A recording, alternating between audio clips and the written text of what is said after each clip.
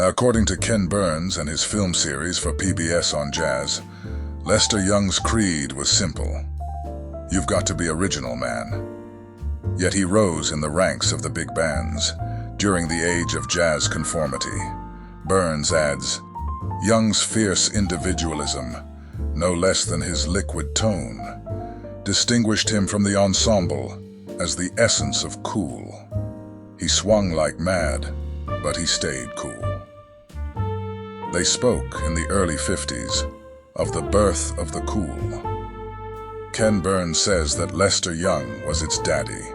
Since the days of Joe King Oliver, jazz cats always had a nickname for the coolest players, lofty titles. Bessie Smith graduated from Queen of the Blues to Empress of the Blues. Benny Goodman was proclaimed King of Swing. There was a Duke Ellington, a Count Basie, and Lester Young was dubbed Prez, short for President, a title given to him by Billie Holiday. "We called my mother the Duchess," Holiday said in a 1959 interview. "So Lester Young named me Lady Day, and I called him Prez. We were the royal family." He also became a jazz legend, inventing or popularizing much of the hipster slang which came to be associated with the music. For example, he would use the word pound cake to describe a beautiful woman, or a past lover was a wayback. He called policemen Bing and Bob after Bing Crosby and Bob Hope, as this was how the undercover police would dress at the bandstand. He is also said to have popularized use of the term cool to mean something fashionable. Another slang term he is rumored to have popularized was the term bread for money. He dressed distinctively, especially in his trademark pork pie hat.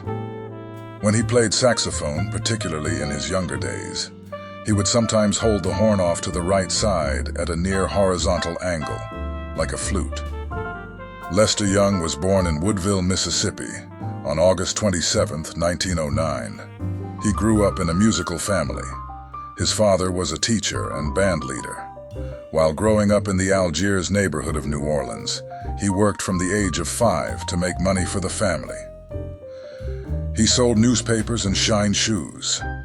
By the time he was 10, he had learned the basics of the trumpet, violin, and drums, and joined the Young Family Band, touring with carnivals and playing in regional cities in the Southwest. In his teens, he and his father clashed, and he often left home for long periods. His family moved to Minneapolis in 1919, and Young stayed there for much of the 1920s, first picking up the tenor sax while living there.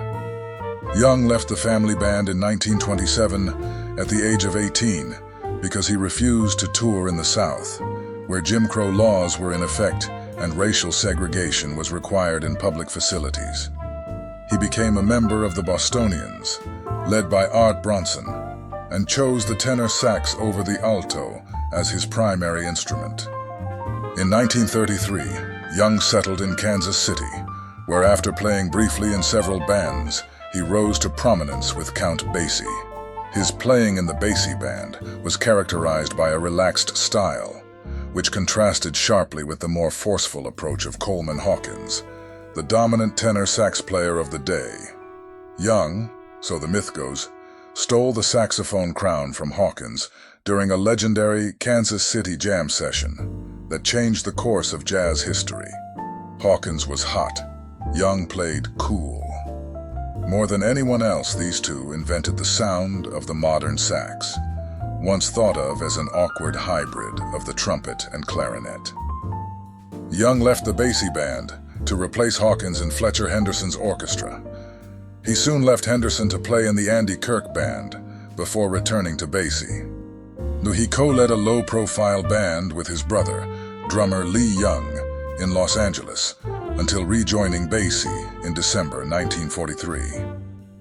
Young had a happy 9 months back with the band, recorded a memorable quartet session with bassist Slam Stewart, and starred in the short film Jammin' the Blues before he was drafted.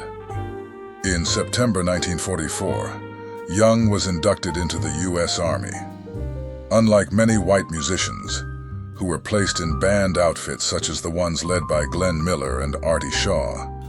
Young was assigned to the regular army, where he was not allowed to play his saxophone. Based in Fort McClellan, Alabama, Young was found with marijuana and alcohol among his possessions. He was soon court-martialed.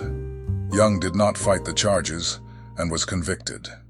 He served one traumatic year in a detention barracks and was dishonorably discharged in late 1945. His experience inspired his composition, DB Blues, with DB standing for detention barracks.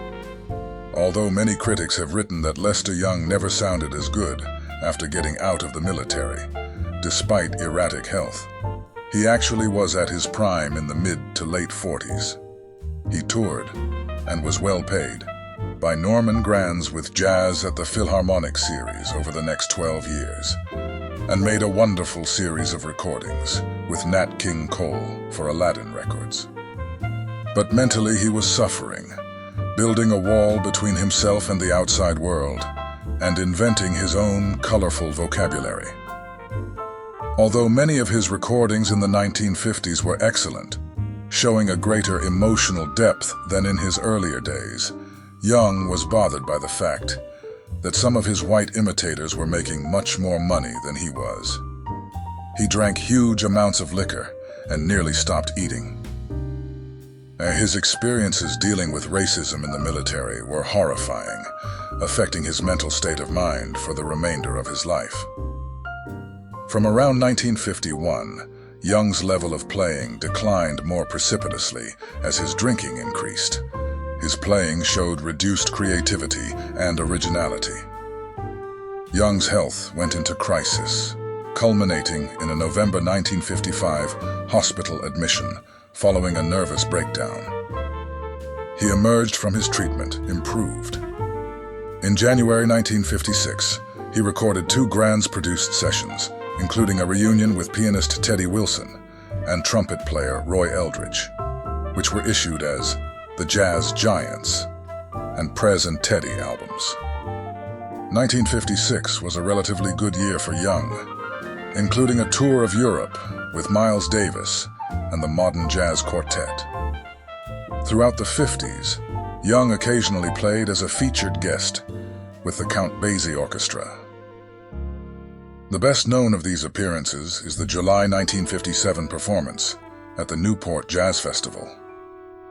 On December 8, 1957, Young appeared with Billie Holiday, Coleman Hawkins, Ben Webster, Roy Eldridge, and Jerry Mulligan in the CBS television special The Sound of Jazz, performing Holiday's tune, Fine and Mellow. It was a reunion with Holiday, with whom he had lost contact over the years. She was also in physical decline, near the end of her career, yet they both gave moving performances. Young's solo was brilliant. Nat Hentoff, one of the show's producers, later commented, "Lester got up and he played the purest blues I have ever heard. In the control room, we were all crying." Young made his final studio recordings and live performances in Paris in March 1959 with drummer Kenny Clarke at the tail end of an abbreviated European tour, during which he ate next to nothing and drank heavily. On a flight to New York City, he suffered from internal bleeding due to the effects of alcoholism and died in the early morning hours of March 15, 1959, only hours after arriving back in New York at the age of 49. And according to jazz critic Leonard Feather, who rode with Holiday in a taxi to Young's funeral, she said after the services, "I'll be the next one to go." Holiday died 4 months later on July 17, 1959, at age 44.